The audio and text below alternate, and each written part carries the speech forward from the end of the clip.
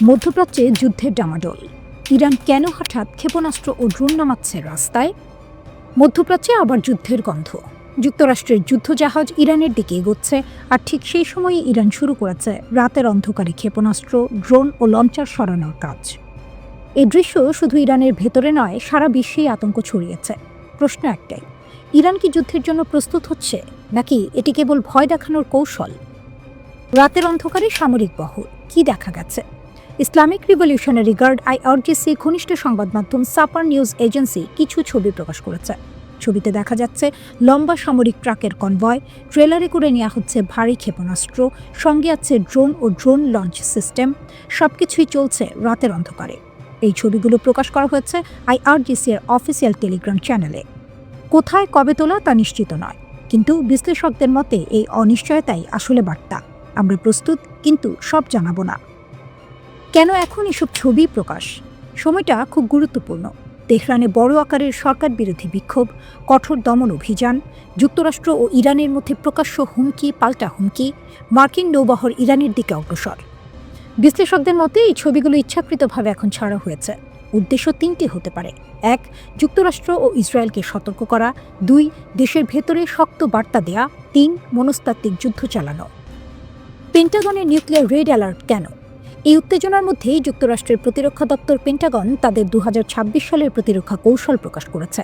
সেখানে একটি ভয়ঙ্কর সতর্কতা দেওয়া হয়েছে: ইরানের পারমাণবিক সক্ষমতা পুরোপুরি ধ্বংস হয়নি।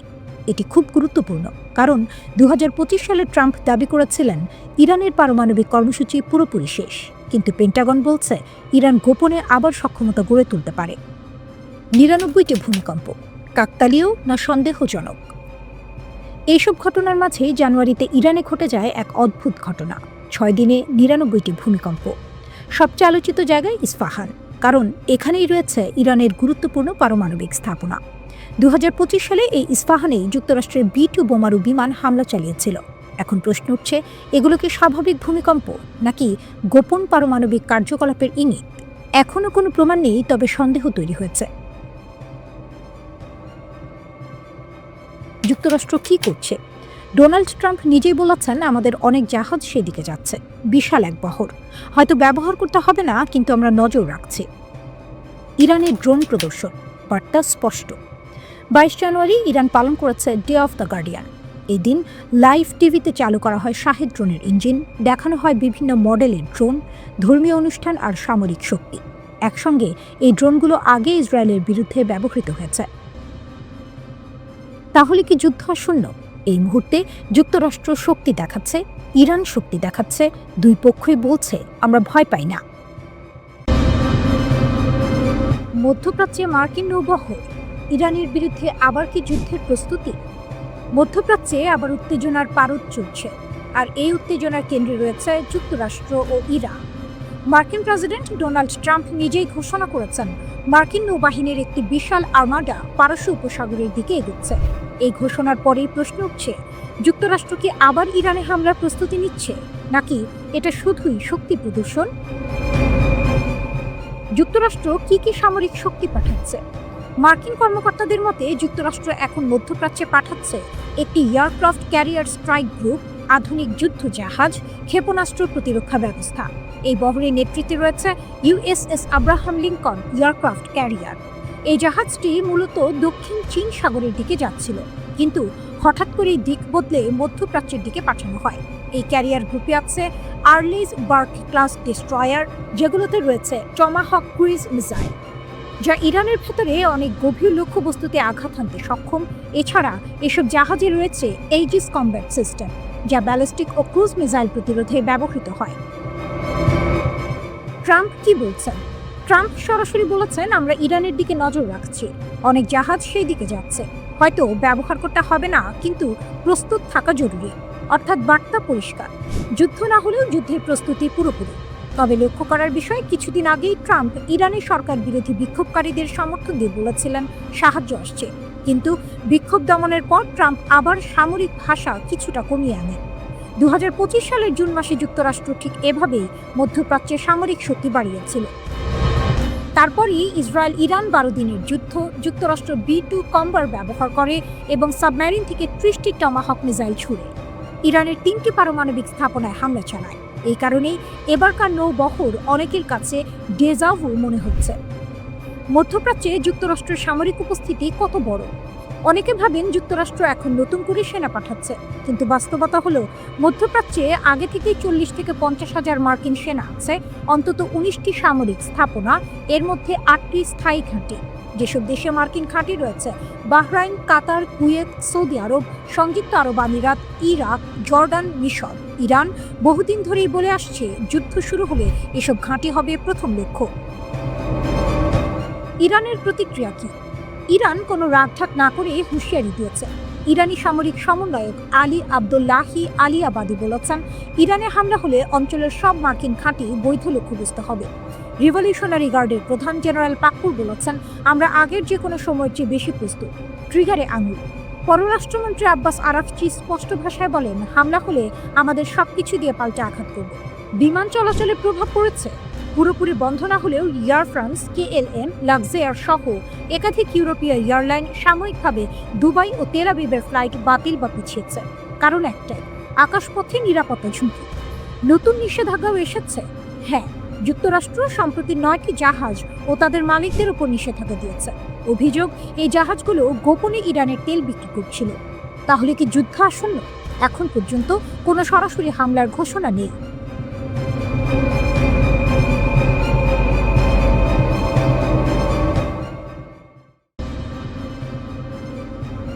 মধ্যপ্রাচ্যের সমুদ্র আবারও অস্থির। ঢেউয়ের শব্দের সঙ্গে মিশে যাচ্ছে যুদ্ধজাহাজের ইঞ্জিনের গর্জন। রাডারের পর্দায় জ্বলে উঠছে সতর্কতার লাল সংকেত। আকাশে নজরদারি ড্রোন, ডেকে প্রস্তুত ক্ষেপণাস্ত্র। লক্ষ্য একটাই, ইরান।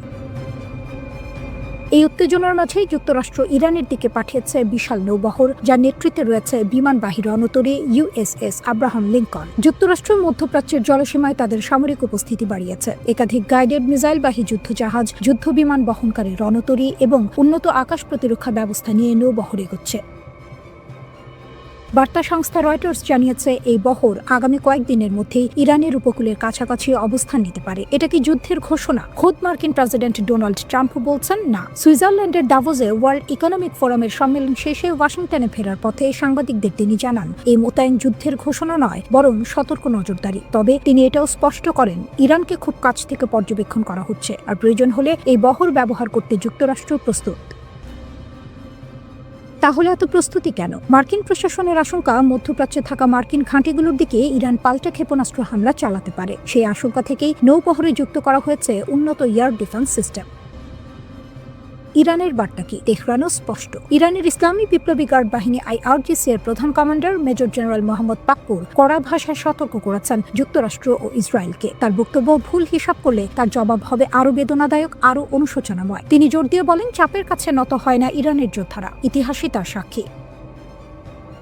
প্রতিপক্ষকে হুঁশিয়ার করে পাকপুর আরও বলেন, বিপ্লবী গার্ড ও প্রিয় ইরান সর্বাধিক সতর্ক অবস্থায় রয়েছে। তাদের আঙুল ট্রিগারে অন্য যে কোনো সময়ের চেয়ে বেশি প্রস্তুত আছে। সর্বোচ্চ কমান্ডের আদেশ ও পদক্ষেপগুলো বাস্তবায়নের জন্য সম্পূর্ণ প্রস্তুত।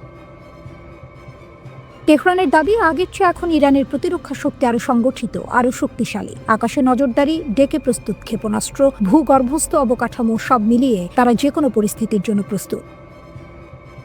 বিশ্লেষকরা কি বলছেন? অনেক বিশ্লেষকের মতে এটা কোনো সাধারণ মহড়া নয়, এটি এক শক্তি পরীক্ষা। একদিকে বিশ্বের সবচেয়ে শক্তিশালী নৌবাহিনী তার উপস্থিতি দেখাচ্ছে, অন্যদিকে ইরান বলছে ভয় নয়, প্রতিরোধী তাদের পরিচয়। একদিকে ওয়াশিংটন বলছে নজরদারি, অন্যদিকে তেহরান বলছে প্রতিরোধ। দুই পক্ষই নিজেদের অবস্থান শক্ত করছে। মধ্যপ্রাচ্যের জলসীমা এখন কি দেখছে? একদিকে যুদ্ধজাহাজের বহর, অন্যদিকে সতর্কবার্তা। সমুদ্র যেন সাক্ষী, এটি শুধু অস্ত্রের লড়াই নয়, এটি মনস্তাত্ত্বিক লড়াই। কে কাকে ভয় দেখাতে পারে, কে শেষ পর্যন্ত ঠান্ডা মাথায় থাকবে, সেই পরীক্ষা চলছে। এই মুহূর্তে যুদ্ধ অনিবার্য এমনটা বলা যাচ্ছে না, কিন্তু এটাও স্পষ্ট, পরিস্থিতি অত্যন্ত স্পর্শকাতর। একটি ভুল হিসাব, একটি ভুল সিদ্ধান্ত, আর পুরো অঞ্চল অস্থির হয়ে উঠতে পারে। ইরানে আন্দোলন দমাতে রাশিয়ার ভূমিকা, নীরব সহযোগিতা নাকি কৌশলগত খেলা? ইরানি সরকার বিরোধী আন্দোলন যখন তীব্র আকার ধারণ করে, তখন আন্তর্জাতিক সংবাদ মাধ্যমে একটি প্রশ্ন ঘুরপাক খেতে থাকে, এই আন্দোলন দমাতে কি রাশিয়া গুরুত্বপূর্ণ ভূমিকা পালন করেছে? আর যদি করে থাকে, তাহলে যুক্তরাষ্ট্র ও ইসরায়েলের চোখ ফাঁকি দিয়ে মস্কো কিভাবে তেহরানকে সাহায্য করল? ইরানকে ঘিরে যুক্তরাষ্ট্র ও ইসরায়েল বহুদিন ধরেই চাপ তৈরি করে আসছে। মার্কিন প্রেসিডেন্ট ডোনাল্ড ট্রাম্প প্রকাশ্যেই ইরানের অর্থনৈতিক সংকট, বেকারত্ব এবং আন্দোলনকে হাতিয়ার বানিয়ে খামেনির শাসন ব্যবস্থা পতনের কথা বলেছেন। আন্দোলনের সময় ট্রাম্পের একের পর এক মন্তব্য অনেক বিশ্লেষকের চোখে সরাসরি উস্কানি। কিন্তু বাস্তবে কি হলো? 3 সপ্তাহের বেশি সময় ধরে চলা আন্দোলনের পর ইরানের পরিস্থিতি ধীরে ধীরে নিয়ন্ত্রণে আসে। ব্রিটিশ বার্তা সংস্থা রয়টার্স 16 জানুয়ারি জানায়, তেহরানের জনজীবনে স্বাভাবিকতা ফিরতে শুরু করেছে। ব্যাপক গ্রেপ্তার আর কড়া আইনশৃঙ্খলা ব্যবস্থার মাধ্যমে সরকার আন্দোলন অনেকটাই দমন করতে সক্ষম হয়েছে। এখানেই আসে আরেকটি গুরুত্বপূর্ণ প্রশ্ন: ইন্টারনেট কিভাবে আন্দোলন দমনের হাতিয়ার হয়ে উঠল? আন্দোলনের সময় ইরান সরকার ইন্টারনেট বন্ধ করে দেয়। তবে এই সুযোগে ট্রাম্পের ঘনিষ্ঠ ব্যবসায়ী ইলন মাস্ক তার মালিকানাধীন স্টারলিংক স্যাটেলাইট ইন্টারনেট ইরানিদের জন্য উন্মুক্ত করার ঘোষণা দেন, এমনকি বিনা খরচে সেবা দেওয়ার কথাও বলেন। কিন্তু বাস্তবে এই উদ্যোগ খুব একটা কাজে আসেনি। বিজনেস স্ট্যান্ডার্ড জানায়, স্টারলিংক ঠেকাতে ইরান ব্যবহার করেছে রাশিয়ার দেয়া বিশেষ প্রযুক্তি। এক ধরনের জ্যামার ব্যবহার করে স্টারলিংকের আপলিংক ও ডাউনলিংকের প্রায় 80% ট্রাফিক অকার্যকর করে ফেলে ইরান। ফলে ইন্টারনেট সরবরাহে বড় বাধার মুখে পড়ে মাস্কের উদ্যোগ। এখানেই স্পষ্ট হয় রাশিয়ার নীরব কিন্তু কার্যকর ভূমিকা। 2022 সালে ইউক্রেন যুদ্ধে ইরান রাশিয়াকে স্বল্প মূল্যের কিন্তু শক্তিশালী ড্রোন দিয়েছিল এমন অভিযোগ করে পশ্চিমা দেশগুলো। সেই সহযোগিতার কথা মনে রেখেই ইরান বিপদে পড়লে চুপ করে থাকেননি প্রেসিডেন্ট ভ্লাদিমির পুতিন। শুধু প্রযুক্তিগত সহায়তাই নয়, কূটনৈতিকভাবেও ইরানের পাশে দাঁড়ায় রাশিয়া। ট্রাম্প যখন একের পর এক সামরিক হামলার হুমকি দিচ্ছিলেন, তখনই রাশিয়ার পররাষ্ট্র মন্ত্রণালয় সতর্ক করে বলে, ইরানের বিরুদ্ধে যে কোনো সামরিক পদক্ষেপ হবে বিধ্বংসী, যা পুরো মধ্যপ্রাচ্য ও বৈশ্বিক নিরাপত্তাকে ঝুঁকিতে ফেলবে। একই সঙ্গে উত্তেজনা কমাতে মধ্যস্থতাকারীর ভূমিকায় নামেন পুতিন। তিনি একই দিনে ইসরায়েলের প্রধানমন্ত্রী বেনিয়ামিন নেতানিয়াহু এবং ইরানের প্রেসিডেন্ট মাসুদ পেজিশকিয়ানের সঙ্গে ফোনে কথা বলেন। রাশিয়া জানায়, তারা সংলাপের মাধ্যমে সংকট সমাধানে প্রস্তুত। এদিকে সামরিক বার্তাও দেয়া হয় ভিন্নভাবে। ইরানে আন্দোলন চলাকালীন সময়ে রাশিয়া ও চীনের যুদ্ধ জাহাজ ইরানের সঙ্গে যৌথ নৌ মহড়ায় অংশ নেয়। দক্ষিণ আফ্রিকার জলসীমায় অনুষ্ঠিত এই মহড়াকে অনেক বিশ্লেষক দেখছেন যুক্তরাষ্ট্র ও ইসরায়েলের প্রতি কঠোর বার্তা হিসেবে। সবচেয়ে গুরুত্বপূর্ণ বিষয় হল 2025 সালের জানুয়ারিতে রাশিয়া ও ইরানের মধ্যে একটি 20 বছর মেয়াদী কৌশলগত চুক্তি হয়। এই চুক্তির আওতায় রাশিয়া ইরানকে সামরিক, অর্থনৈতিক ও কৌশলগত সহায়তা দেবে, এমনকি যুক্তরাষ্ট্রের নিষেধাজ্ঞা উপেক্ষা করেও। সব মিলিয়ে বলা যায়, পুতিনের কৌশল ছিল বহু স্তর বিশিষ্ট প্রযুক্তি, কূটনীতি, সামরিক মহড়া আর দীর্ঘমেয়াদী চুক্তি। এর ফলেই আয়াতুল্লাহ খামেনির নেতৃত্বাধীন সরকার আন্দোলন দমন করে অনেকটা নিয়ন্ত্রণ ফিরিয়ে আনতে পেরেছে। ইরানের সবচেয়ে শক্তিশালী সামরিক বাহিনী Islamic Revolutionary Guard Corps IRGC একটি ভয়ঙ্কর হুমকি দিয়েছে। তাদের ঘনিষ্ঠ একটি টেলিগ্রাম চ্যানেলে দাবি করা হয়েছে, কাতারে মার্কিন সামরিক কমান্ডাররা কোথায় লুকিয়ে আছেন সেই জায়গা তারা চিহ্নিত করে ফেলেছে। কাতারের গোপন অবস্থান নিয়ে কি দাবি? ওই পোস্টে বলা হয়, যুক্তরাষ্ট্রের সেন্টকম এর শীর্ষ কর্মকর্তারা কাতারের বিখ্যাত আল উদেইদ বিমান ঘাঁটি ছেড়ে গোপনে দোহা শহরের একটি বিলাসবহুল হোটেলে আশ্রয় নিয়েছেন। বার্তাটি ছিল স্পষ্ট এবং হুমকিমূলক, 5 তারকা হোটেলের দেয়ালেও নিরাপত্তা দিতে পারবে না। এর মানে ইরান পরিষ্কার করে জানাতে চাইছে, আমেরিকান সেনারা যেখানে থাকুক তারা ইরানের নিশানার বাইরে নয়। আল উদেইদ এয়ারবেস কেন এত গুরুত্বপূর্ণ? কাতারের আল উদেইদ বিমান ঘাঁটি হচ্ছে মধ্যপ্রাচ্যে যুক্তরাষ্ট্রের সবচেয়ে বড় সামরিক ঘাঁটি। এখানে প্রায় 10,000 মার্কিন সেনা অবস্থান করে। এই ঘাঁটি থেকে পরিচালিত হয় পুরো মধ্যপ্রাচ্যের জন্য US সেন্ট্রাল কমান্ড, মার্কিন বিমান বাহিনীর আঞ্চলিক সদর দপ্তর, ব্রিটিশ রয়্যাল এয়ারফোর্সের গুরুত্বপূর্ণ ইউনিট। অর্থাৎ এই ঘাঁটি মানে আমেরিকার যুদ্ধের মস্তিষ্ক। হঠাৎ সেনা সরানোর কারণ কি? যুক্তরাষ্ট্র আল উদেইদ ঘাঁটি থেকে কিছু সেনা ও কর্মীকে সরিয়ে নেওয়ার নির্দেশ দেয়। সরকারিভাবে বলা হয়েছে এটি সতর্কতামূলক ব্যবস্থা। একই সঙ্গে মার্কিন পররাষ্ট্র দপ্তর মধ্যপ্রাচ্যে অবস্থানরত মার্কিন নাগরিকদের সতর্ক থাকতে বলেছে এবং সামরিক স্থাপনায় অপ্রয়োজনীয় যাতায়াত এড়িয়ে চলার নির্দেশ দিয়েছে। কারণ একটাই, ইরান সরাসরি হুঁশিয়ারি দিয়েছে, যদি আমেরিকা হামলা চালায় তাহলে মধ্যপ্রাচ্যের যেসব দেশে মার্কিন ঘাঁটি আছে সেগুলো সবই লক্ষ্যবস্তু হবে। ট্রাম্প কি পিছু হচ্ছেন? এই উত্তেজনার মধ্যেই মার্কিন প্রেসিডেন্ট ডোনাল্ড ট্রাম্প কিছুটা নরম সুরে কথা বলেছেন। তিনি দাবি করেন, ইরান নাকি 800 রাজনৈতিক বন্দীর ফাঁসি বাতিল করেছে, আর সেটাকেই তিনি ইতিবাচক অগ্রগতি হিসেবে দেখছেন। এক সাংবাদিক প্রশ্ন করেছিলেন, আপনি তো ইরানে বিক্ষোভকারীদের রাস্তায় নামতে বলেছিলেন, সাহায্যের কথাও বলেছিলেন, সেই সাহায্য কি এখনও আসছে? ট্রাম্পের উত্তর ছিল, আমরা দেখব। তারা 800 জনকে ফাঁসি দেয়নি, এটা বড় ব্যাপার। এতে মনে হচ্ছে ট্রাম্প হয়তো এখনই হামলার সিদ্ধান্ত নিচ্ছেন না। কিন্তু যুক্তরাষ্ট্রের সামরিক প্রস্তুতি কি যুদ্ধের ইঙ্গিত? কথার বাইরে বাস্তব চিত্র একেবারেই ভিন্ন। যুক্তরাষ্ট্র ইতিমধ্যে একটি এয়ারক্রাফট ক্যারিয়ার স্ট্রাইক গ্রুপ মধ্যপ্রাচ্যে পাঠিয়েছে। ইউএসএস আব্রাহাম লিঙ্কন সহ একাধিক যুদ্ধজাহাজ রওনা দিয়েছে। অন্তত 6টি আকাশে জ্বালানি সরবরাহকারী বিমান সৌদি আরবের দিকে যাচ্ছে। এগুলো কোনো সাধারণ মহড়া নয়, এগুলো যুদ্ধের প্রাক প্রস্তুতি বলেই মনে করছেন বিশ্লেষকরা। ফক্স নিউজ জানিয়েছে, যদি ট্রাম্প হামলার অনুমতি দেন তাহলে তা আগের যে কোনো অভিযানের চেয়ে অনেক বেশি ভয়ঙ্কর হতে পারে। আরব দেশগুলো কেন আতঙ্কিত? সবচেয়ে বড় বিষয় হলো যুক্তরাষ্ট্রের মিত্ররাই এখন হামলার বিরোধিতা করছে। সৌদি আরব, কাতার, ওমান সবাই ওয়াশিংটনকে বলছে পিছিয়ে যান, না হলে পুরো মধ্যপ্রাচ্য জ্বলে উঠবে। কারণ তারা জানে ইরান একা নয়, হামলা হলে প্রতিক্রিয়া আসবে বহু দিক থেকে। তাহলে যুদ্ধ কতটা কাছে? হোয়াইট হাউস বলছে সব খবরই অনুমানের ওপর ভিত্তি করে। তাদের বক্তব্য, ট্রাম্প ছাড়া কেউ জানে না তিনি কি করবেন। শক্তি, জেদ, অটলতা। ইরানের রাষ্ট্র টেলিভিশনে সম্প্রচারিত ছবি দেখাচ্ছে ইসলামী বিপ্লবী গার্ড কোরের স্থলবাহিনী স্থিরভাবে দাঁড়িয়ে আছে। শুধুমাত্র তেহরানের রাস্তা নয়, পুরো বিশ্বের দিকে একটি স্পষ্ট বার্তা, আমরা প্রস্তুত। এটি কোনো সাধারণ অনুষ্ঠান নয়, এটি ইরানের উত্তরের সীমান্তে সেনা শক্তির প্রদর্শনী। এ সময় যুক্তরাষ্ট্রের সাধারণ হুমকি কিছুটা নীরব। সৌদি আরব সহ উপসাগরীয় দেশগুলো প্রেসিডেন্ট ট্রাম্পকে আহ্বান জানিয়েছে, এখন আক্রমণ বন্ধ করুন, ইরানকে একটি সুযোগ দিন। কিন্তু তেহরান অপেক্ষা করছে না। আইআরজিসি এর উপস্থিতি কেবল প্রতীকী নয়, এটি একটি কৌশলগত বার্তা। আমাদের প্রতিরক্ষা অটল, শৃঙ্খলিত এবং সর্বদা প্রস্তুত। চাপ, নিষেধাজ্ঞা এবং অভ্যন্তরীণ আন্দোলনের পরেও ইরান শক্তি প্রদর্শন করছে। দূরদৃষ্টি কৌশলে কূটনীতি কিছু সময় কিনছে। মাঠে ইরান প্রতিটি সম্ভাব্য পরিস্থিতির জন্য প্রস্তুত। ইরানকে বাধ্য করা যাবে না, ইরানকে বিচ্ছিন্ন করা যাবে না। চাপের মুখে তেহরান পিছপা হব না। ওয়াশিংটন পরিকল্পনা পুনর্মূল্যায়ন করছে, উপসাগরীয় রাজধানীগুলো সতর্ক করছে, আর তেহরান রাজনৈতিক, সামরিক ও মানসিকভাবে প্রস্তুত। আমরা আপনাদের অবিলম্বে প্রত্যাহার করতে বলছি, এক পা এগোতে দেবেন না। যদি আমরা সত্যিই শুরু করি, শান্তি আলোচনা হবে না। 50 বছরের ক্ষতি, ধৈর্য, সভ্যতা সব অগ্রাহ্য করা হয়েছে। যদি আমরা আবার সেই পবিত্র প্রতিরক্ষা যুগে ফিরে যাই, সমস্যা এড়ানো যাবে না। এখনই থামুন, ফিরে যান।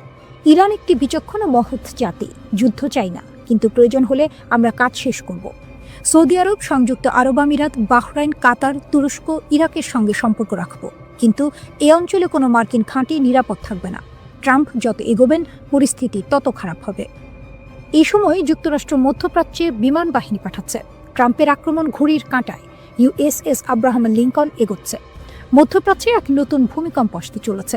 একটি ভুল পদক্ষেপ বিশ্বযুদ্ধের মতো পরিস্থিতি তৈরি করতে পারে।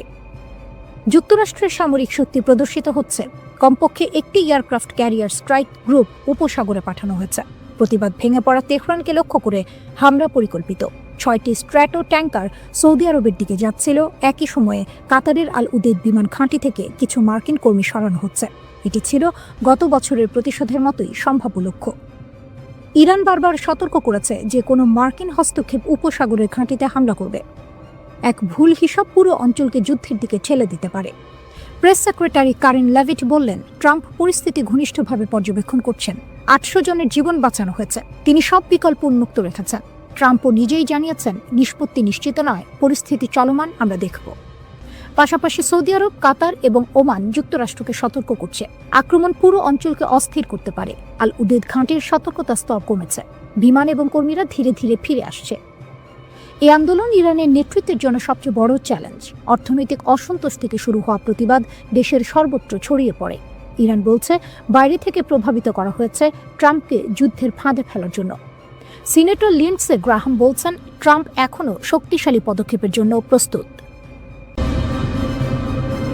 বিক্ষোভে জ্বলছে ইরান, হুমকি দিচ্ছেন ট্রাম্প। কিন্তু যুক্তরাষ্ট্র কি সত্যিই হামলা চালাতে পারবে?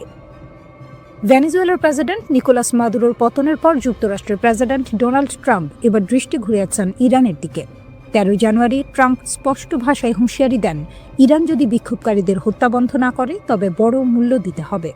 তিনি সরাসরি ইরানের জনগণকে উদ্দেশ্য করে বলেন, প্রতিবাদ চালিয়ে যাও, সাহায্য আসছে। এই বক্তব্য অনেকের মনে প্রশ্ন তুলেছে, যুক্তরাষ্ট্র কি ইরানে ভেনেজুয়েলার মতো কোনো অভিযান চালাতে চায়? ইরান কেন ভেনেজুয়েলা নয়? এই প্রশ্নের উত্তর বুঝতে হলে আগে ভেনেজুয়েলার পরিস্থিতি দেখতে হবে। ভেনেজুয়েলার পতনের অন্যতম কারণ ছিল দেশটির দুর্বল ও প্রায় অচল বিমান প্রতিরক্ষা ব্যবস্থা। রাশিয়ার দেয়া S-300VM ও BUK M2E সিস্টেম ঠিকভাবে রক্ষণাবেক্ষণ করা হয়নি। অনেক রাডার বছরের পর বছর কাজই করছিল না, ফলে যুক্তরাষ্ট্র খুব সহজেই কারাকাসের আকাশে বিশেষ বাহিনী নামাতে পেরেছিল। কিন্তু ইরান সম্পূর্ণ ভিন্ন একটি বাস্তবতা। ইরানের শক্তিশালী প্রতিরক্ষা দেয়াল। ইরান বহু বছর ধরে সম্ভাব্য হামলার জন্য প্রস্তুতি নিচ্ছে।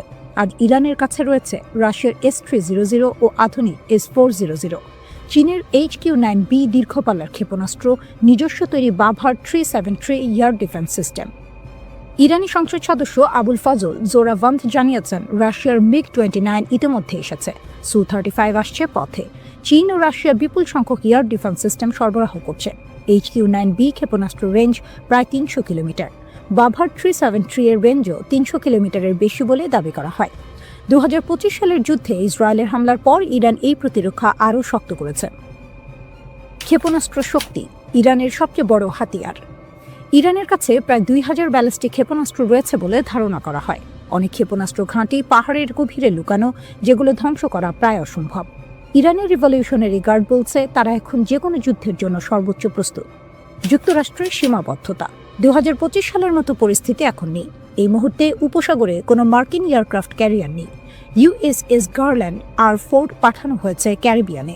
USS নিমেটস রয়েছে নিজ দেশে। ইরানে হামলা চালাতে হলে যুক্তরাষ্ট্রকে কাতার, বাহরাইন, সৌদি আরব, সংযুক্ত আরব আমিরাত বা ইরাকের ঘাঁটির ওপর নির্ভর করতে হবে। কিন্তু ইরান আগেই সতর্ক করে দিয়েছে এই দেশগুলোর ঘাঁটিও হামলার লক্ষ্য হবে। এই অঞ্চলে যুক্তরাষ্ট্রের প্রায় 40,000 সেনা রয়েছে। যে কোনো হামলায় তারা বড় ঝুঁকিতে পড়বে। B-2 বোমারু বিমান দিয়ে দূর থেকে হামলা সম্ভব হলেও তা অতিরিক্ত ধ্বংসাত্মক এবং রাজনৈতিকভাবে বিপজ্জনক। সবচেয়ে গুরুত্বপূর্ণ বিষয়, ট্রাম্প স্পষ্ট করে বলেছেন মাটিতে সেনা নামানো হবে না। খামেনিকে হত্যা বা আটক কতটা বাস্তব? ভেনেজুয়েলার মতো করে ইরানের সর্বোচ্চ নেতা আয়াতুল্লাহ আলী খামেনিকে আটক করা প্রায় অসম্ভব। ইরান ভৌগোলিকভাবে বিশাল, দেশটি বহু স্তরের প্রতিরক্ষার ভেতরে আবদ্ধ। খামেনিকে হত্যা করা তুলনামূলক সহজ হতে পারে, কিন্তু সেটি ভয়াবহ যুদ্ধ ডেকে আনবে। এমনকি ইরান আগেই উত্তরসূরি পরিকল্পনা তৈরি করে রেখেছে। ট্রাম্প প্রকাশ্যে কঠোর কথা বলছেন, হুমকি দিচ্ছেন, ইরানের জনগণকে সাহস দিচ্ছেন, কিন্তু বাস্তবে যুক্তরাষ্ট্রের বিকল্প খুব সীমিত। ইরানের শক্তিশালী প্রতিরক্ষা, চীন রাশিয়ার সমর্থন এবং মধ্যপ্রাচ্যে যুদ্ধ ছড়িয়ে পড়ার ভয়, সব মিলিয়ে ওয়াশিংটনের সামনে রাস্তা খুবই সংকীর্ণ। হুমকি দেওয়া সহজ, কিন্তু ইরানে হামলা চালানো তা অনেক বেশি কঠিন। অনেক সময় যুদ্ধ ট্যাঙ্ক আর মিসাইল দিয়ে শুরু হয় না, যুদ্ধ শুরু হয় ইন্টারনেট দিয়ে। ইরান ও আমেরিকার চলমান চরম উত্তেজনার মধ্যে ঠিক এমনই এক প্রযুক্তিগত যুদ্ধ শুরু হয়েছিল। সামরিক আগ্রাসনের আগেই এই যুদ্ধে বড় ধাক্কা খায় যুক্তরাষ্ট্র। এই যুদ্ধে ওয়াশিংটন তাদের সবচেয়ে শক্তিশালী অস্ত্র হিসেবে মাঠে নামায় বিশ্বের শীর্ষ ধনী এলন মাস্ককে। পরিকল্পনাটা ছিল পরিষ্কার। ইরানে চলমান সরকার বিরোধী বিক্ষোভের সময় যখন আন্দোলন ছড়িয়ে পড়তে শুরু করে, তখন ইরান সরকার দেশ জুড়ে ইন্টারনেট ব্ল্যাকআউট জারি করে। উদ্দেশ্য একটাই, আন্দোলনকারীরা যেন অনলাইনে সংগঠিত হতে না পারে। আর ঠিক সেই মুহূর্তে ডিজিটাল নায়ক হয়ে হাজির হন এলন মাস্ক। ওয়াশিংটনের সবুজ সংকেত পেয়ে তিনি ঘোষণা দেন ইরানে স্টারলিং স্যাটেলাইট ইন্টারনেট চালু করা হবে। আমেরিকার ধারণা ছিল ইরান সরকার ব্রডব্যান্ড, মোবাইল ডেটা বন্ধ করলেও আকাশ থেকে আসা স্যাটেলাইট সিগন্যাল তারা থামাতে পারবে না। অর্থাৎ তেহরানের সেন্সরশিপের দেয়াল ভাঙতে স্টারলিংকে অস্ত্র হিসেবে ব্যবহার করা হবে। অনেকেই ভেবেছিলেন ইরানের মতো একটি দেশের পক্ষে আধুনিক স্যাটেলাইট ইন্টারনেট ঠেকানো সম্ভব নয়। কিন্তু এখানেই সবাই ভুল করেছিল। ইরান শুধু প্রস্তুতি ছিল না, তারা দেখিয়ে দিয়েছে প্রযুক্তিগত যুদ্ধে তারা কতটা এগিয়ে। ইরান সরকার কেবল ফিজিক্যাল ইন্টারনেট বন্ধ করেই থেমে থাকেনি, বরং তারা সরাসরি স্টারলিং সিস্টেমকে অচল করে দেয়। কিভাবে? উত্তরটা হলো ইলেকট্রনিক ওয়ারফেয়ার। ইরানের সামরিক বাহিনী নির্দিষ্ট এলাকায় স্টারলিংকের ব্যবহৃত ফ্রিকোয়েন্সি জ্যাম করে দেয়। এর ফলে স্যাটেলাইট আকাশে থাকলেও মাটিতে থাকা টার্মিনালগুলো সিগন্যাল রিসিভ করতে পারেনি। স্টারলিং চালাতে যে ডিশ বা টার্মিনাল দরকার, সেগুলো যখনই সিগন্যাল পাঠানোর চেষ্টা করেছে, ইরানের রেডিও ফ্রিকোয়েন্সি ট্র্যাকিং সিস্টেম সেগুলো শনাক্ত করে ফেলেছে। অর্থাৎ কে কোথায় স্টারলিং ব্যবহার করছে তা ইরান আগেই বুঝে গেছে। ফলে শুধু ব্যবহারকারীরাই নয়, এই ঘটনায় অপ্রস্তুত হয়ে পড়ে আমেরিকাও। কারণ যে পরিকল্পনা নিয়ে স্টারলিংক নামানো হয়েছিল সেটাই কার্যত ব্যর্থ হয়ে পড়ে। বিক্ষোভকারীরা ইন্টারনেট না পেয়ে বড় আকারে সংগঠিত হতে পারেনি। ডিজিটাল সংযোগ ভেঙে পড়ায় আন্দোলনের গতি কমে যায়। এই ঘটনার মাধ্যমে একটি বিষয় খুব পরিষ্কার হয়ে যায়, ইরান কেবল আধুনিক মিসাইল আর ড্রোনের উপর নির্ভরশীল নয়, গত কয়েক দশকে তারা সাইবার সিকিউরিটি ও ইলেকট্রনিক ওয়ারফেয়ারে ব্যাপক বিনিয়োগ করেছে। ইসলামী বিপ্লবের পর থেকে নিষেধাজ্ঞা, চাপ আর বিচ্ছিন্নতার মধ্যেও ইরান নীরবে নিজেদের প্রযুক্তিগত সক্ষমতা গড়ে তুলেছে। আর সেই সক্ষমতার মুখে এলন মাস্কের মতো টেক জায়ান্ট এবং আমেরিকার মতো সুপার পাওয়ার একসঙ্গে দাঁড়িয়েও ডিজিটাল দেয়াল ভাঙতে পারেনি। এই ঘটনায় বিশ্ব বুঝে গেছে ইরানকে শুধু অস্ত্রের হিসাব দিয়ে বিচার করলে ভুল হবে, কারণ আধুনিক যুদ্ধে সিগন্যাল, ডেটা, ফ্রিকোয়েন্সি আর সাইবার নিয়ন্ত্রণ সবই এখন অস্ত্র। আর সেই অস্ত্রের লড়াইয়ে ইরান যে মোটেও পিছিয়ে নেই, এই স্টারলিংক ঘটনাই তার সবচেয়ে বড় প্রমাণ। ইরান এখন রুদ্ধশ্বাস এক সন্ধিক্ষণে দাঁড়িয়ে। রাস্তায় আগুন, স্লোগান, ভাঙচুর। আবার সেই রাস্তাতেই বিপরীত চিত্র, হাজার হাজার মানুষ রাষ্ট্রের পতাকা হাতে নেমে এসেছে সরকার ও সর্বোচ্চ নেতার পক্ষে। দেশ জুড়ে চলমান বিক্ষোভের মধ্যে ইরান কার্যত দুই ধারায় বিভক্ত। সরকারপন্থী সমাবেশে অংশ নেওয়া অনেকেই বলছেন তারা শুরুতে বিক্ষোভী ছিলেন, কিন্তু পরিস্থিতি যখন নিয়ন্ত্রণের বাইরে যেতে শুরু করে তখন তারা সরে দাঁড়ান। তাদের ভাষায় এটা আর প্রতিবাদ নেই, এটা বিশৃঙ্খলা। সেই বিশৃঙ্খলার মুখে তারা নিজেদের দায়িত্ব মনে করছেন দেশকে রক্ষা করা। রাষ্ট্রীয় টেলিভিশনে সম্প্রচারিত ভিডিওতে দেখা যায় তেহরান সহ একাধিক শহরে বিশাল জনসমাবেশ, মানুষ হাতে ইরানের পতাকা, সর্বোচ্চ নেতার ছবি, স্লোগানে মুখর রাজপথ, নেতৃত্বের প্রতি আনুগত্যের ঘোষণা। শক্ত অবস্থানে রাষ্ট্রযন্ত্র ও তার সমর্থকরা। এই অভ্যন্তরীণ উত্তেজনার মধ্যে আন্তর্জাতিক মাত্রা যোগ করেছে ওয়াশিংটন। মার্কিন প্রেসিডেন্ট ডোনাল্ড ট্রাম্প প্রকাশ্যে হুঁশিয়ারি দিয়েছেন বিক্ষোভকারীদের ক্ষতি হলে যুক্তরাষ্ট্র কঠোর প্রতিক্রিয়া দেখাবে। তিনি দাবি করেছেন পরিস্থিতি খুব কাছ থেকে পর্যবেক্ষণ করা হচ্ছে। এর আগেও ট্রাম্প ইঙ্গিত দিয়েছিলেন সহিংসতা বাড়লে যুক্তরাষ্ট্র বিক্ষোভকারীদের পাশে দাঁড়াতে পারে। ইরান এই অভিযোগ সরাসরি নাকচ করেছে। দেশটির পররাষ্ট্রমন্ত্রী আব্বাস আরাকচি অভিযোগ তুলেছেন যুক্তরাষ্ট্র ও ইসরায়েল এই অস্থিরতার পেছনে জড়িত। তার দাবি শান্তিপূর্ণ আন্দোলনকে সহিংসতার দিকে ঠেলে দেওয়ার চেষ্টা চলছে। একই সুরে কথা বলেছেন প্রভাবশালী রাজনীতিক আলী লারিজানিও। তাদের বক্তব্য, ভিতরের দুর্বলতাকে কাজে লাগিয়ে দেশকে অস্থিতিশীল করার চেষ্টা হচ্ছে। সর্বোচ্চ নেতা আয়াতুল্লাহ আলী খামেনি এক বিরল ভাষণে কঠোর অবস্থান স্পষ্ট করেছেন। তিনি বলেছেন রাষ্ট্র ধ্বংসের চেষ্টা সহ্য করা হবে না। তার ভাষায় ইসলামী প্রজাতন্ত্র ত্যাগের উপর দাঁড়িয়ে আছে এবং প্রয়োজন হলে নিজেকে রক্ষায় শক্তি প্রয়োগ করবে। সরকারি সূত্র জানায় নিরাপত্তা বাহিনী ইতোমধ্যে ব্যাপক ধরপাকড় শুরু করেছে। শত শত মানুষ আটক, বিপুল অস্ত্র উদ্ধারের দাবিও করা হয়েছে। এই পরিস্থিতিতে ট্রাম্পের একটি সামাজিক যোগাযোগ মাধ্যম পোস্ট নতুন করে উত্তেজনা বাড়িয়েছে। সেখানে তিনি লিখেছেন, ইরান হয়তো আগে কখনো এত কাছ থেকে স্বাধীনতাকে দেখেনি। তিনি বলেন যুক্তরাষ্ট্র সাহায্য করতে প্রস্তুত। কী ধরনের সাহায্য তা স্পষ্ট নয়, কিন্তু তেহরানের কাছে এটি স্পষ্ট বার্তা, বিদেশি হস্তক্ষেপের ইঙ্গিত।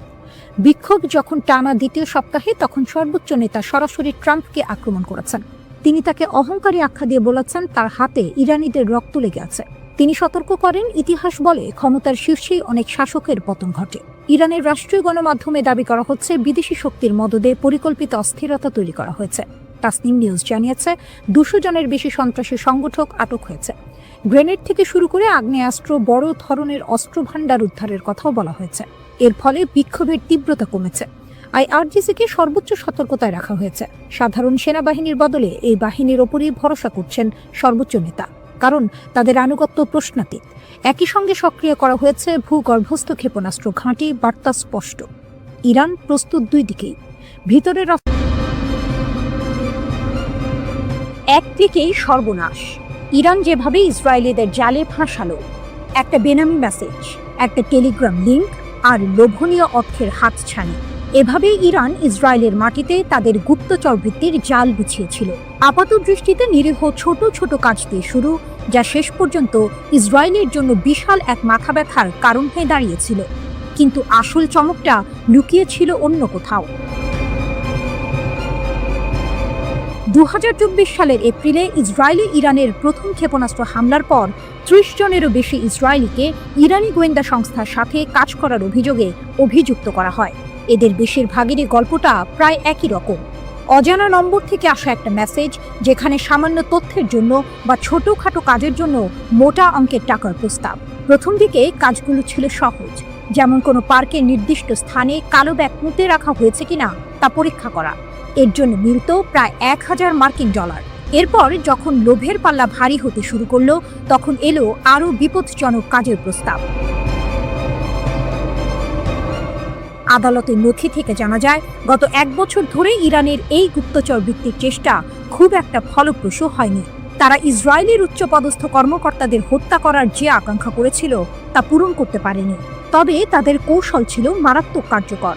এত বেশি ইসরায়েলি সাধারণ অভিযান চালাতে রাজি ছিল যে কৌশলগতভাবে গুরুত্বপূর্ণ স্থানগুলির তথ্য সংগ্রহের জন্য গুপ্তচর বৃত্তি অভিযান সফল হতে পারত, যা পরবর্তীতে ইরানি ব্যালিস্টিক ক্ষেপণাস্ত্রের লক্ষ্যবস্তুতে পরিণত হতো। যোগাযোগের পদ্ধতি ছিল বেশ সহজবোধ্য। একটি টেক্সট মেসেজ, যার প্রেরক নিজেকে সংবাদ সংস্থা হিসেবে পরিচয় দিত। মেসেজে প্রায়শই যুদ্ধ সম্পর্কিত তথ্য চাওয়া হতো এবং বলা হতো, আমরা তা কিনতে প্রস্তুত। অন্য একটি মেসেজে আরও সরাসরি বলা হয়েছিল, একটি স্বাধীন জেরুজালেম মুসলমানদের একত্রিত করে, যুদ্ধ সম্পর্কে আমাদের তথ্য পাঠান। এরপরই আসতো টেলিগ্রাম অ্যাপের একটি লিঙ্ক, যেখানে নতুন করে কথোপকথন শুরু হতো। মজার বিষয় হলো, এই কথোপকথনে ইসরায়েলি নাম ব্যবহার করা হতো এবং সহজ কাজের বিনিময়ে অর্থের প্রস্তাব দেওয়া হতো। যদি কেউ আগ্রহ দেখাতো, তাহলে তাদের পেপ্যাল বা ক্রিপ্টোকারেন্সির মাধ্যমে টাকা নেওয়ার জন্য একটি অ্যাপ সেট আপ করার পরামর্শ দেওয়া হতো। 29 সেপ্টেম্বর গ্রেপ্তার হওয়া এক সন্দেহভাজনের ঘটনা ছিল চমকপ্রদ। তাকে একটি পার্কে গিয়ে একটি কালো ব্যাগ পুঁতে রাখা হয়েছে কিনা তা পরীক্ষা করতে বলা হয়েছিল। ব্যাগটি ছিল না, কিন্তু নিয়োগকারী একটি ভিডিও পাঠিয়ে তা প্রমাণ করেছিল এবং তাকে $1000 দেওয়া হয়েছিল। এরপর তাকে লিফলেট বিতরণ, পোস্টার লাগানো বা গ্রাফিতি স্প্রে করার মতো কাজ দেওয়া হয়েছিল, যার বেশিরভাগই ছিল ইসরায়েলি প্রধানমন্ত্রী বেনিয়ামিন নেতানিয়াহুর বিরুদ্ধে অবমাননাকর স্লোগান। এরপর এলো আরও সংবেদনশীল কাজ, ছবি তোলা। আজারবাইজান বংশোদ্ভূত এক ইসরায়েলিকে দেশের বিভিন্ন স্পর্শকাতর স্থাপনার ছবি তোলার জন্য ভাড়া করা হয়েছিল। এমনকি এই কাজকে সে পারিবারিক ব্যবসায় পরিণত করেছিল। সে তার আত্মীয়দের হাইফা বন্দরের সুবিধাগুলোর ছবি তুলতে সাহায্য করেছিল, যা পরে ইরানি ক্ষেপণাস্ত্রের আঘাতে ক্ষতিগ্রস্ত হয়।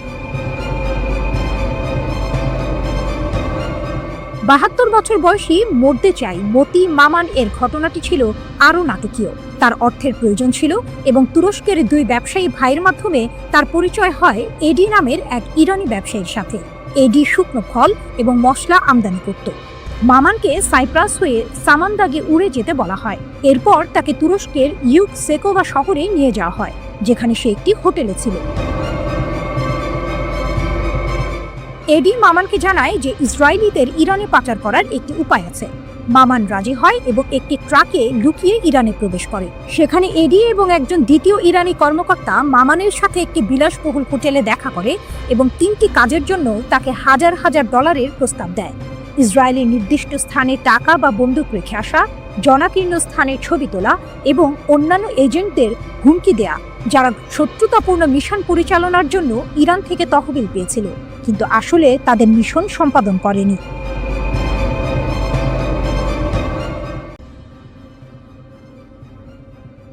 ইসরায়েলের সামরিক ঘাঁটিতে ইরানের ভয়াবহ আঘাত, স্যাটেলাইট তথ্যে চাঞ্চল্যকর মোড়। দীর্ঘ 12 দিনের সংঘাত শেষে ইসরায়েল দাবি করেছিল ইরানের ছোড়া প্রায় 84% ক্ষেপণাস্ত্রই প্রতিহত করা হয়েছে, কিন্তু স্যাটেলাইট চিত্র যেন ভিন্ন গল্প বলছে। টেলিগ্রামের এক প্রতিবেদন অনুযায়ী ওরেগন স্টেট ইউনিভার্সিটির গবেষকদের বিশ্লেষণ করা স্যাটেলাইট চিত্র থেকে জানা গেছে, গত মাসে ইরান অন্তত 5টি ইসরায়েলি সামরিক স্থাপনায় সফলভাবে আঘাত হেনেছে। এর মধ্যে রয়েছে উত্তর, মধ্য ও দক্ষিণ ইসরায়েলের গুরুত্বপূর্ণ লক্ষ্যবস্তু, এমনকি একটি গোয়েন্দা তথ্য সংগ্রহ কেন্দ্র এবং একটি লজিস্টিক ঘাঁটিও।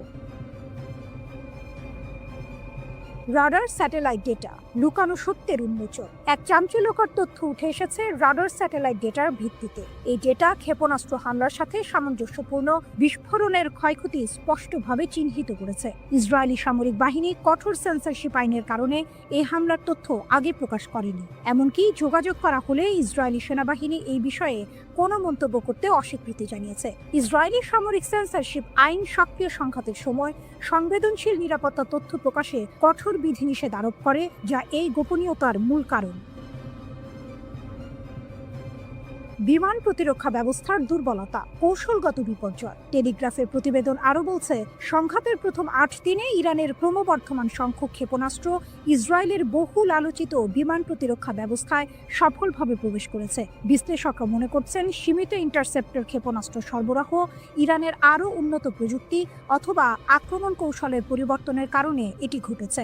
ইরান ইসরায়েলের বিমান প্রতিরক্ষা ব্যবস্থাকে পরাজিত করার জন্য এক অভিনব কৌশল ব্যবহার করেছে, সমন্বিত ড্রোন এবং ক্ষেপণাস্ত্র হামলা। এই কৌশল অনুযায়ী আত্মঘাতী ড্রোনগুলো প্রথমে নিক্ষেপ করা হয়, যা ইসরায়েলি প্রতিরক্ষা ব্যবস্থাকে ব্যস্ত ও বিভ্রান্ত করে তোলে। যখন প্রতিরক্ষা ব্যবস্থা ড্রোনগুলোকে প্রতিহত করতে ব্যস্ত থাকে, তখন মূল ক্ষেপণাস্ত্রগুলো সফলভাবে লক্ষ্যবস্তুতে আঘাত হানে। নাম প্রকাশ না করার শর্তে টেলিগ্রাফকে একজন জ্যেষ্ঠ ইরানি কর্মকর্তা বলেছেন, এই ড্রোন ব্যবহার ছিল ইসরায়েলি প্রতিরক্ষা ব্যবস্থাকে পরাস্ত করার একটি ইচ্ছাকৃত কৌশল। ড্রোন নিক্ষেপের মূল লক্ষ্য হল তাদের সিস্টেমগুলোকে ব্যস্ত রাখা, ওই কর্মকর্তা বলেন। সংঘাতের অপ্রত্যাশিত বাঁক, ইরানের প্রতিশোধ ও মার্কিন যুক্তরাষ্ট্রের হস্তক্ষেপ। 13 জুন ইসরায়েলি সরকার ইরানের বিরুদ্ধে বেআইনি আগ্রাসন শুরু করে, যার ফলে অনেক জ্যেষ্ঠ কমান্ডার, পারমাণবিক বিজ্ঞানী এবং সাধারণ নাগরিক নিহত হন। এর প্রতিক্রিয়ায় ইরান 24 ঘন্টারও কম সময়ের মধ্যে ক্ষেপণাস্ত্র ও ড্রোন হামলা চালিয়ে প্রতিশোধ নেয়। এরপর ট্রু প্রমিস 3 এর অধীনে ধারাবাহিক প্রতিশোধমূলক অভিযান চালানো হয়। যুদ্ধ আরও তীব্র হয় যখন 22 জুন মার্কিন যুক্তরাষ্ট্র ইসরায়েলের পক্ষে যুদ্ধে প্রবেশ করে। মার্কিন বোমারু বিমান আন্তর্জাতিক আইন লঙ্ঘন করে 3টি ইরানি পারমাণবিক স্থাপনায় আঘাত হানে। এর জবাবে ইরান আত্মরক্ষার জন্য কাতারের আল উদেইদ বিমান ঘাঁটিতে ক্ষেপণাস্ত্র হামলা চালায়, যা পশ্চিম এশিয়ার বৃহত্তম মার্কিন সামরিক বিমান ঘাঁটি।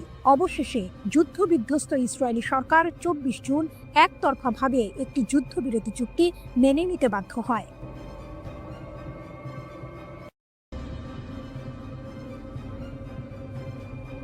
ভয়ঙ্কর এক সংবাদের শিরোনাম, কিন্তু তার ভেতরের কথা আরো গভীর। ইরান বলছে তারা এখনো কোনো ক্ষেপণাস্ত্রের শহরের দরজা খোলেনি। এর মানে কি? এর মানে হলো তাদের আসল আঘাত করার ক্ষমতা এখনো অব্যবহৃত।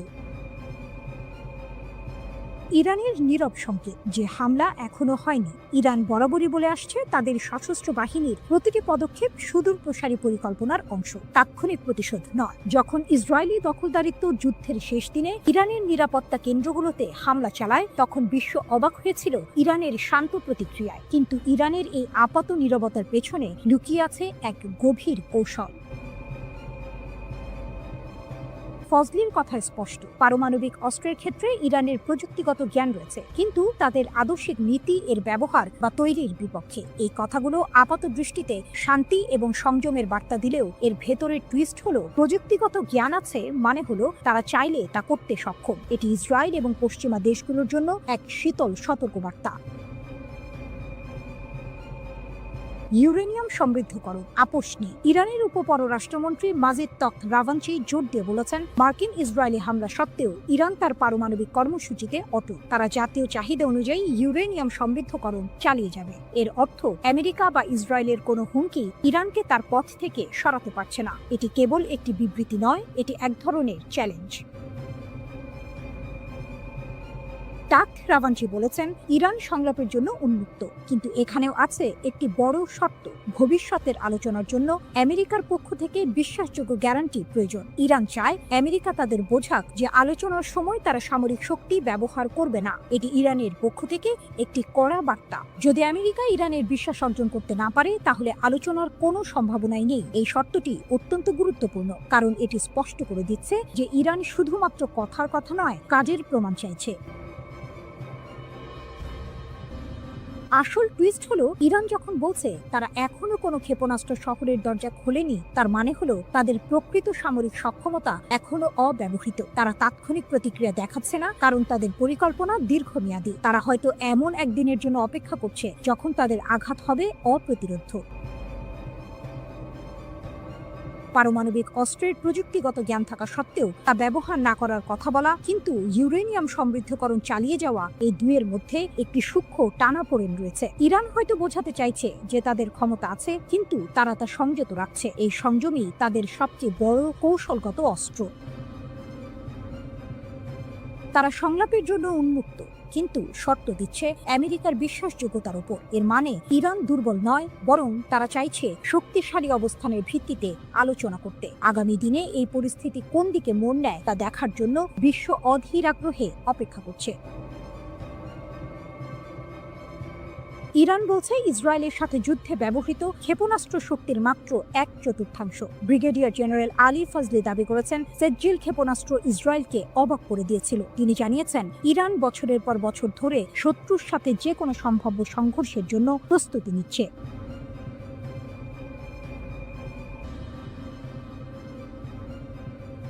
ইসরায়েলের কপালে চিন্তার ভাঁজ। ইরান নাকি এবার ধ্বংসাত্মক আর অভূতপূর্ব জবাব দেবে। ইরানের নতুন হুঁশিয়ারি। ইসরায়েলের কপালে কি আছে? মধ্যপ্রাচ্যের রাজনীতিতে আবারও উত্তাপ ছড়িয়েছে। ইরানের শীর্ষ সামরিক কর্মকর্তারা ইসরায়েলের বিরুদ্ধে কড়া হুঁশিয়ারি দিয়েছেন। ভবিষ্যতে কোনো আগ্রাসন চালালে ইরান নাকি জোরালোভাবে লড়াই করবে। তাদের কথা শুনে মনে হচ্ছে এবার পরিস্থিতি আরও গুরুতর হতে চলেছে।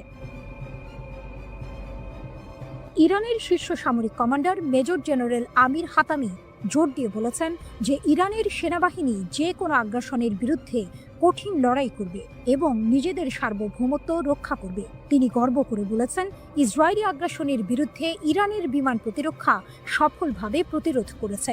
এমনকি তিনি দাবি করেছেন, ইরানি জনগণ এবং সশস্ত্র বাহিনী আক্রমণের মুখে ঐক্যবদ্ধ ছিল এবং তাদের লক্ষ্য থেকে কখনো পিছপা হয়নি। এই দাবি যদি সত্যি হয়, তাহলে ইসরায়েলের জন্য এটা একটা বড় দুশ্চিন্তার কারণ হতে পারে। ধ্বংসাত্মক ও অভূতপূর্ব প্রতিশোধের হুমকি। আইআরজিসি এর মুখপাত্র ব্রিগেডিয়ার জেনারেল আলী মোহাম্মদ নাইনি আরও এক ধাপ এগিয়ে সতর্ক করেছেন, ভবিষ্যতে যে কোনো হুমকির ক্ষেত্রে ইরান ধ্বংসাত্মক এবং অভূতপূর্ব প্রতিক্রিয়া জানাবে। তার মানে কি? এতদিন যা দেখেছি তা কিছুই নয়। ইরান কি সত্যি এমন কিছু করে দেখাবে যা বিশ্ব আগে কখনো দেখেনি? যুক্তরাষ্ট্রের হামলা যুদ্ধের গতি বদলেছে কি? এদিকে ইরানে যুক্তরাষ্ট্র ও ইসরায়েলের যৌথ আগ্রাসনের বহুমাত্রিকতা বিশ্লেষণে রুশ একাডেমি অফ সায়েন্সের ইনস্টিটিউট অফ ওরিয়েন্টাল স্টাডিজের গবেষক লানা রাওয়ান্ডি ফাদাই বার্তা সংস্থা মেহেরের সঙ্গে বিস্তারিত কথা বলেছেন। রুশ বিশ্লেষকের মতে, পারমাণবিক স্থাপনায় মার্কিন হামলা ছিল মূলত সাজানো নাটক। পশ্চিমা মিডিয়ায় তা রীতিমতো ন্যায়কোচিতভাবে স্থাপিত হয়, তবে বাস্তবে এর সামরিক রাজনৈতিক প্রভাব তেমন ছিল না। এটি ছিল হয়তো একটি থিয়েট্রিক্যাল গ্র্যান্ড ফিনালে, যা সংঘাত গরম হয়ে ওঠার আগে একটি সুন্দর সমাপ্তি এনে দেয়।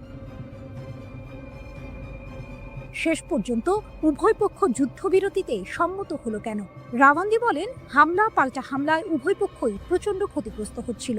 ইসরায়েল মার্কিন সহায়তায় আকাশ প্রতিরক্ষা বজায় রাখলেও ইরানের ক্ষেপণাস্ত্র হামলা প্রতিহত করা যাচ্ছিল না। তাদের ক্ষেপণাস্ত্র ও সামরিক সরঞ্জামের ঘাটতি ক্রমেই স্পষ্ট হচ্ছিল। এর মাঝে ইরানের হরমুজ প্রণালী বন্ধের হুমকি ও ইয়েমেনি হুথিদের যুক্তরাষ্ট্রের বিরুদ্ধে চুক্তি বাতিল যুদ্ধকে আরও বিস্তৃত করে ফেলতে পারত। এই ঝুঁকি ট্রাম্প প্রশাসনকে একটি দ্রুত সমাপ্তি চাওয়ার দিকে ঠেলে দেয়। এছাড়া রাশিয়া, চীন, কাতার, তুরস্ক, আজারবাইজান সহ একাধিক দেশ কূটনৈতিক চাপ সৃষ্টি করে। ইরানের প্রতিশোধমূলক ক্ষেপণাস্ত্র হামলায় তেল আবিবের দক্ষিণে রিহোবেদ শহরে ইসরায়েলের বিখ্যাত সামরিক সংশ্লিষ্ট গবেষণাগার বাইসমান ইনস্টিটিউট অফ সায়েন্স পুরোপুরি ধ্বংস হয়ে গেছে। ইরানের সরকারি টেলিভিশন চ্যানেল প্রেস টিভির এক প্রতিবেদনে এর বিস্তারিত তুলে ধরা হয়েছে। এতে বলা হয়েছে, সামরিক শিল্প কমপ্লেক্সের সঙ্গে নিবিড়ভাবে যুক্ত ইসরায়েলি শাসন ব্যবস্থার বৈজ্ঞানিক ও সামরিক গবেষণার মূল ভিত্তি হিসেবে গড়ে ওঠা এই প্রতিষ্ঠানটি এখন কার্যত অচল ও বিধ্বস্ত। ইসরায়েলি সংবাদ মাধ্যমের তথ্য অনুসারে ইরানের সুনির্দিষ্ট এই হামলাকে ভুল করে আক্রমণ হিসেবে দেখা হচ্ছে না, বরং এর লক্ষ্য ছিল পদার্থবিদ্যা, বায়োটেকনোলজি ও কৃত্রিম বুদ্ধিমত্তা সহ সামরিক গবেষণার গুরুত্বপূর্ণ এই কেন্দ্রটিকে গুঁড়িয়ে দেয়া।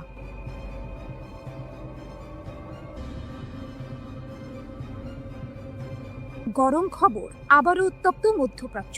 ইসরায়েল যদি ফের কোনো ভুল করে, তাহলে নাকি আরও কঠিন থাপ্পড় খাবে, এমনটাই হুমকি দিলেন ইরানের শীর্ষ জেনারেল আব্দুর রহিম মুসাভি। শুনে মনে হচ্ছে এবার বুঝি আর ছোটখাটো হুমকি নয়, আসল যুদ্ধের দামামা বাজছে। লেবাননের একটি টিভি চ্যানেলে দেওয়া সাক্ষাৎকারে ইরানের সশস্ত্র বাহিনীর প্রধান major general Abdur Rahim Musavi সরাসরি হুমকি দিয়েছেন ইসরায়েলকে। তার কথা পরিষ্কার, গত মাসে ইসরায়েল আর আমেরিকার হামলার জবাবে ইরান নাকি তাদের সব শক্তি ব্যবহার করেনি, অর্থাৎ যা হয়েছে তা নাকি ছিল শুধু ট্রেলার। যদি ইসরায়েল আবার একই ভুল করে তাহলে ইরান জাতি আর তাদের সেনাবাহিনী নাকি ইসরায়েলকে আরো কঠিন থাপ্পড় দেবে। 13 জুন ইসরায়েল বিনা প্ররোচনায় ইরানের উপর হামলা চালায়। সেই হামলায় সামরিক কমান্ডার থেকে শুরু করে পরমাণু বিজ্ঞানী এমনকি সাধারণ মানুষও মারা যান। এর এক সপ্তাহ পর যুক্তরাষ্ট্র যুদ্ধে নেমে পড়ে। আন্তর্জাতিক আইন, জাতিসংঘ সনদ সবকিছু তোয়াক্কা না করে তারা ইরানের 3টি পরমাণু স্থাপনায় বোমা হামলা চালায়। যখন ইসরায়েল আর যুক্তরাষ্ট্র হামলা চালাচ্ছে তখন কি ইরান চুপচাপ বসেছিল? মোটেও না। প্রতিশোধ হিসেবে ইরানের সশস্ত্র বাহিনী ইসরায়েলের দখলে থাকা কৌশলগত স্থাপনাগুলোতে আঘাত হানে। এখানেই শেষ নয়, পশ্চিম এশিয়ার সবচেয়ে বড় মার্কিন সামরিক ঘাঁটি কাতারের আল উদেইদ মার্কিন ঘাঁটিকেও তারা টার্গেট করে। এটা শুনে নিশ্চয়ই অনেকেই অবাক হচ্ছেন। ইরান এতদিন ধরে শুধু হুমকি দিয়ে আসছিল, কিন্তু এবার তারা সরাসরি পাল্টা হামলা চালিয়েছে। 24 জুন ইরান সফলভাবে প্রতিশোধমূলক অভিযান চালিয়ে ইসরায়েল এবং যুক্তরাষ্ট্রের হামলা বন্ধ করতে সক্ষম হয়। শীর্ষ জেনারেলের দাবি, ইসরায়েল নাকি যুদ্ধবিরতির জন্য অনুরোধ করতে বাধ্য হয়েছিল যাতে তারা নিজেদের গুছিয়ে নিতে পারে। এই তথ্য যদি সত্যি হয় তাহলে পরিস্থিতি কিন্তু আরো ঘোলাটে, কারণ এতদিন আমরা যা জেনে এসেছিলাম তার চেয়ে আসল চিত্রটি হয়তো আরো ভিন্ন।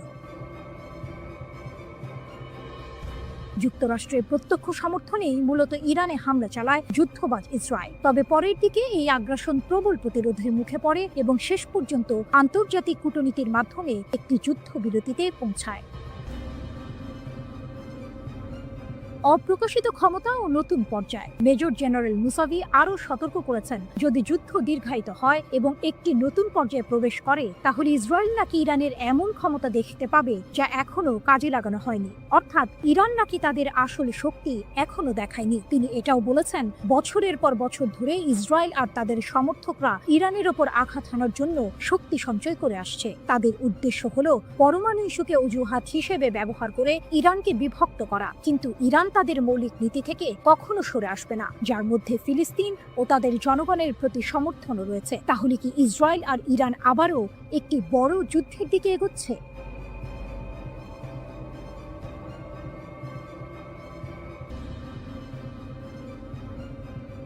ইরান স্পষ্ট জানিয়ে দিয়েছে, ইসরায়েলের সঙ্গে তাদের পরবর্তী সংঘাত হবে চূড়ান্ত সংঘর্ষ।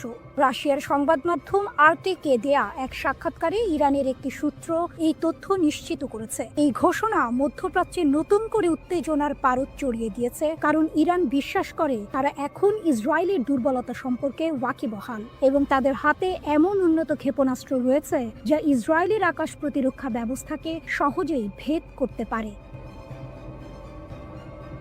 গত 13 জুন ইসরায়েল ইরানের ওপর হামলা চালায়। ইহুদিবাদী দেশটির দাবি ছিল তেহরান পারমাণবিক বোমা তৈরির শেষ পর্যায়ে পৌঁছে গেছে। এই হামলায় ইরানের পারমাণবিক ও সামরিক স্থাপনাগুলো ক্ষতিগ্রস্ত হয়, শত শত মানুষ এবং পারমাণবিক কর্মসূচির সঙ্গে জড়িত বেশ কয়েকজন উচ্চ পদস্থ সামরিক কর্মকর্তা ও বিজ্ঞানী নিহত হন। এরপর 22 জুন যুক্তরাষ্ট্র ইরানের 3টি পারমাণবিক স্থাপনায় হামলা চালায়, যার মধ্যে ছিল নাতানজ ও ফোর্দোর ইউরেনিয়াম সমৃদ্ধকরণ কেন্দ্র। তেহরান অবশ্য বরাবরই সামরিক উদ্দেশ্যে পারমাণবিক কর্মসূচি পরিচালনার অভিযোগ অস্বীকার করে আসছে। পাল্টা জবাব হিসেবে ইরান কামিকাজে ড্রোন ও ক্ষেপণাস্ত্র হামলা চালায়, যা সরাসরি ইসরায়েল ও কাতারে অবস্থিত যুক্তরাষ্ট্রের আল উদেইদ বিমান ঘাঁটিতে আঘাত হানে। 12 দিনব্যাপী এই সংঘাত শেষ হয় যুক্তরাষ্ট্রের মধ্যস্থতায় হওয়া এক যুদ্ধবিরতির মাধ্যমে, যা এখনো কার্যকর রয়েছে। ইসরায়েলের দুর্বলতা উন্মোচিত। আরটিকে দেয়া মন্তব্যে তেহরানের সূত্রটি জানায়, সাম্প্রতিক উত্তেজনার সময় ইরান ইসরায়েলি শাসনের দুর্বলতা শনাক্ত করতে পেরেছে। এটি একটি চাঞ্চল্যকর দাবি যা ইসরায়েলের প্রতিরক্ষা সক্ষমতা নিয়ে প্রশ্ন তুলেছে। সূত্রটি আরও দাবি করে যে ইরানের কাছে এখনো নতুন প্রজন্মের হাজার হাজার ক্ষেপণাস্ত্র রয়েছে এবং যুদ্ধ শুরু হলে প্রতিদিন অন্তত কয়েকশো ক্ষেপণাস্ত্র ইসরায়েলের দিকে ছোঁড়া হবে। যদি এই দাবি সত্য হয় তাহলে ইসরায়েলের আকাশ প্রতিরক্ষা ব্যবস্থার জন্য এটি এক বিশাল চ্যালেঞ্জ হবে। এমনকি উন্নত আয়রন ডোমও এত সংখ্যক ক্ষেপণাস্ত্র মোকাবিলায় কতটা সফল হবে তা নিয়ে সন্দেহ থেকেই যায়। এই সংঘাতের জন্য ইরান শুধু সামরিকভাবেই প্রস্তুত নয়, বরং অভ্যন্তরীণ সমর্থনও পাচ্ছে বলে দাবি করা হয়েছে। সূত্রটি জানায়, দেশের জনগণ এবং প্রবাসী ইরানিদের কাছ থেকে সরকার অভূতপূর্ব সামাজিক সমর্থন পাচ্ছে। এটি নিঃসন্দেহে তেহরানের আত্মবিশ্বাস বাড়াচ্ছে। যদিও ইরান জানে যে যে কোনো সংঘাতে যুক্তরাষ্ট্র ইসরায়েলের পাশে দাঁড়াবে, তবুও তেহরান এই চ্যালেঞ্জ মোকাবিলা করতে প্রস্তুত বলেও উল্লেখ করা হয়েছে। খামেনির দাবি ও ট্রাম্পের হুঁশিয়ারি। ইরানের সর্বোচ্চ নেতা আয়াতুল্লাহ আলী খামেনি তার সামরিক জবাবের বিষয়ে বলেন, ইসরায়েলি রাষ্ট্র কার্যত ধ্বংসপ্রাপ্ত ও নিষ্ক্রিয় হয়ে পড়েছিল। তার মতে, যুক্তরাষ্ট্রের হস্তক্ষেপ না হলে ইহুদিবাদী শাসন পুরোপুরি ধ্বংস হয়ে যেত। এটি ইরানের পক্ষ থেকে একটি বড় সড় দাবি, যা ইসরায়েলের সামরিক সক্ষমতা নিয়ে গুরুতর প্রশ্ন তৈরি করে। অন্যদিকে যুক্তরাষ্ট্রের প্রেসিডেন্ট ডোনাল্ড ট্রাম্প হুঁশিয়ারি দিয়ে বলেছেন, তেহরান যদি পারমাণবিক কর্মসূচি চালিয়ে যায় বলে যুক্তরাষ্ট্র বিশ্বাস করে, তাহলে আরও হামলা চালানো হবে। ইসরায়েলের প্রধানমন্ত্রী বেনিয়ামিন নেতানিয়াহু ইরানের বিরুদ্ধে আরও হামলার সম্ভাবনা উড়িয়ে দেননি।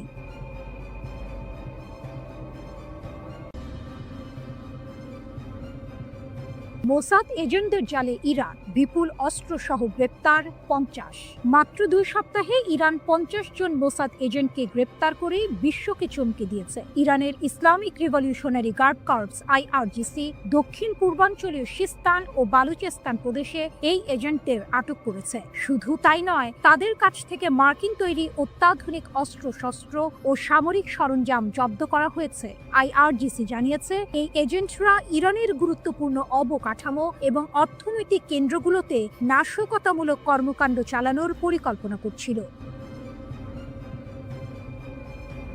অস্ত্র পাচারের বিশাল চেষ্টা ব্যর্থ, 22,000 গুলিসহ আটক 3। এই ঘটনার পাশাপাশি ইরানের পশ্চিম লোরেস্তান প্রদেশের পুলিশ সামরিক গোলা বারুদের একটি বিশাল পাচার চক্র ভেঙে দিয়েছে। পোল-ই-দোখতার শহরে একটি অভিযানে 22,000-এরও বেশি কালাশনিকভ গুলি জব্দ করা হয়েছে এবং 3 জন সন্দেহভাজনকে গ্রেপ্তার করা হয়েছে। লোরেস্তানের পুলিশ প্রধান ব্রিগেডিয়ার জেনারেল ইয়াহিয়া এলাহি জানিয়েছেন, পুলিশ গোয়েন্দা ইউনিটগুলো একটি মহাসড়কে 2টি গাড়ির সন্দেহজনক কার্যকলাপ লক্ষ্য করে এই অভিযান শুরু করে। পাচারকারীরা পালিয়ে যাওয়ার চেষ্টা করলেও পুলিশ গুলি চালিয়ে তাদের গাড়ি নিষ্ক্রিয় করে এবং সফলভাবে তাদের আটক করে। ধারণা করা হচ্ছে, এই গোলাবারুদ ইরানের পশ্চিমাঞ্চল থেকে লোড করে দেশের দক্ষিণাঞ্চলে পাচারের উদ্দেশ্যে ছিল, যা একটি বৃহত্তর অস্ত্র পাচার নেটওয়ার্কের অংশ। ইসরায়েলের ষড়যন্ত্র নসর, অভ্যন্তরীণ নিরাপত্তা জোরদার। 13 জুন ইরানে ইসরায়েলি হামলার পর থেকে ইরান তাদের অভ্যন্তরীণ নিরাপত্তা জোরদার করেছে এবং বিভিন্ন প্রদেশে গুপ্তচরদের বিরুদ্ধে কঠোর ব্যবস্থা নিচ্ছে। ইরানের বিচার বিভাগের মুখপাত্র আসগর জাহাঙ্গীর ঘোষণা করেছেন, ইসরায়েলি শত্রু ভাবাপন্ন কর্মী এবং গুপ্তচরদের একটি নেটওয়ার্কের মাধ্যমে ইরানের অভ্যন্তরীণ নিরাপত্তাকে ক্ষতিগ্রস্ত করার চেষ্টা করছিল। তাদের লক্ষ্য ছিল সামরিক হামলার পাশাপাশি দেশে বিশৃঙ্খলা ও নাশকতামূলক কর্মকাণ্ড চালানো। জাহাঙ্গীর দৃঢ়তার সাথে বলেছেন যে বিচার বিভাগীয় এবং নিরাপত্তা সংস্থাগুলোর সিদ্ধান্তমূলক পদক্ষেপের কারণে এই সমস্ত ষড়যন্ত্র ব্যর্থ করা হয়েছে। তিনি আরও জানান, বিশ্বাসঘাতকদের বিচার করতে এবং ইসরায়েলের সাথে যুক্ত ভার্চুয়াল অ্যাকাউন্টগুলো ট্র্যাক করার জন্য প্রদেশগুলোতে বিশেষ বিচার বিভাগীয় শাখা খোলা হয়েছে। 12 দিন ধরে চলা সংঘাতে শত শত যুদ্ধ বিমান, সশস্ত্র ড্রোন ও ক্ষেপণাস্ত্র ব্যবহার করে ইরানে হামলা চালিয়েছে ইসরায়েলি সেনাবাহিনী। তবে এই সংঘাতে ইসরায়েলকে সবচেয়ে বেশি সাফল্য এনে দিয়েছে অভিনব একটি কৌশল, আর তা হলো গোপনে ইরানের অভ্যন্তরে ঢুকে সেখান থেকে বিভিন্ন অভিযান পরিচালনা, স্থিরতা ও বাইরের চাপ মোকাবিলায়।